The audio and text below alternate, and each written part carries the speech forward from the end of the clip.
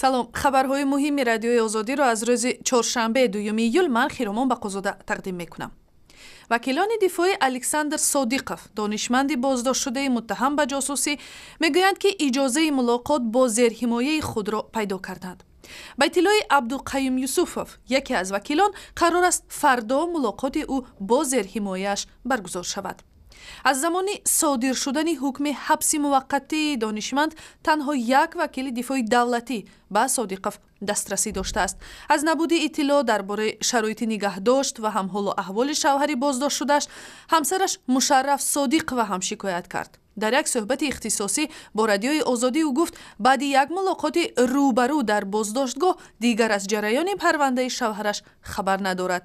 Встреча прошла, слава богу, нормально. Это было в присутствии охраны. Он был одет в свою одежду. Мы говорили обо всем. Мы говорили о том, что произошло, что случилось. Да, он сам не понимает, что произошло. Он говорит, что пусть они разбираются. Я ничего такого не сделал, и у них, в принципе, по проекту есть вся информация. Он простой студент, который проводил исследования. александр Содиқов рӯзи 16 июн дар шаҳри Хорух аз ҷониби ходимони кумитаи давлатии амнияти миллӣ боздошт ва баъди чанд рӯз дар ҷосусӣ ва хиёнат ба ватан муттаҳам шуд.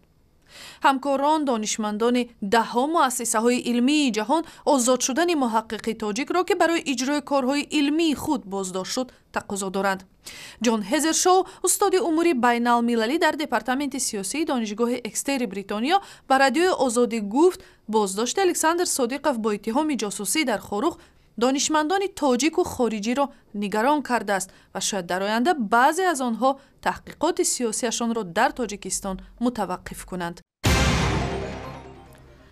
шаҳрдори Душанбе Муҳаммадсаид Убайдуллоев тамоми дӯконҳои фурӯши гӯшт дар пойтахти Тоҷикистонро дар тӯли моҳи Рамазон аз масъулияти пардохти ҳаққи хадамоти коммуналӣ озод кард.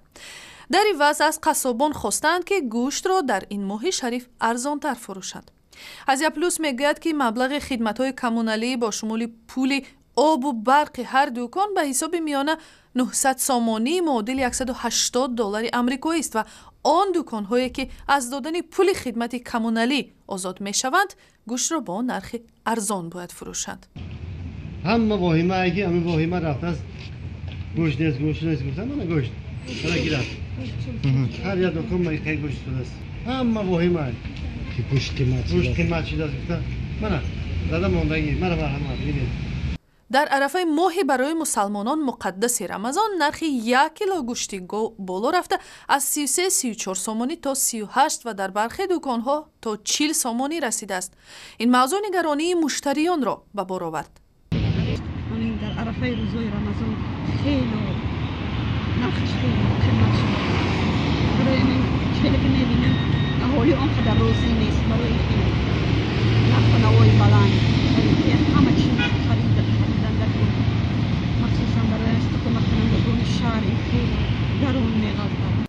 зимнан дар ҷаласаи дирӯзаи ҳукумати Тоҷикистон президент Эмомалӣ Раҳмон ҳам аз болоравии маснуии нархҳо ба хусус қимати гӯшт дар моҳи Рамазон ҳушдор дод. масъулони ширкати тиҷоратии кӯнет бо даъвати як нишасти хабарӣ изҳор карданд ки овозаҳо дар бораи як пирамидаи молӣ будани ин ширкат дуруст нест. кӯнет мегӯяд вақтҳои охир дар матбуот ва интернет дар ин бора иттилои зиёди нодуруст пахш мешавад ва ба обрӯи ширкат латма мезанад. ҳуқуқшиноси ширкат Тим Ҳарни мегӯяд фаъолияти онҳо ба беҳбуди вазъи иқтисодӣ ва иҷтимоии мардуми ин кишвар равона шудааст.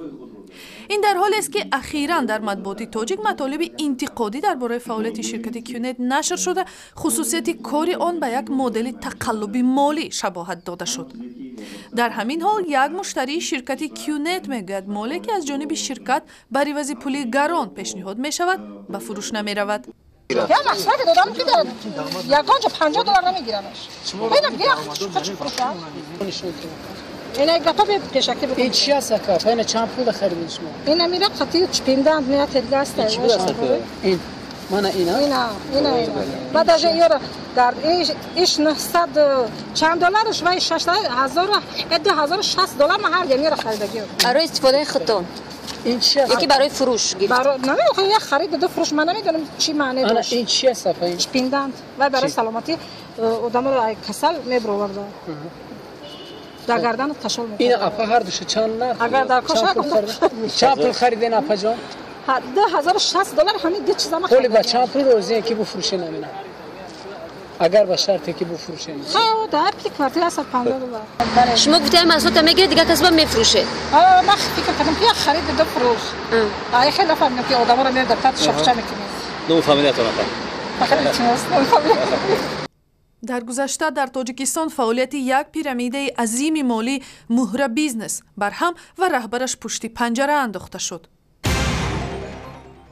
بعد زهرآلودشوی گروهی چند شهروند تاجیکستان مقامات امر دادند که حضور کودکان در نقطه‌های غذا فروشی منع شود. هدف رعایت معیارهای بهداشت و هم امنیت غذایی مردم است. این در حالی است که با شروع تابستان در کوچه و بازارهای کشور شمار اطفال کارگر بیشتر می شود. اکثر آنها از خانواده‌های نادار بوده تابستان را چون فرصت آمادگی به سال نو خوانیش و هم زمستان و جمع‌آوری مبلغ استفاده می کنند. شکل پرره این نوار در سایت اینترنتی رادیوی آزادی، شبکه‌های اجتماعی فیسبوک، توییتر، یوتیوب و همزمینه رادیوی آزادی برای تلفن‌های همراه شما.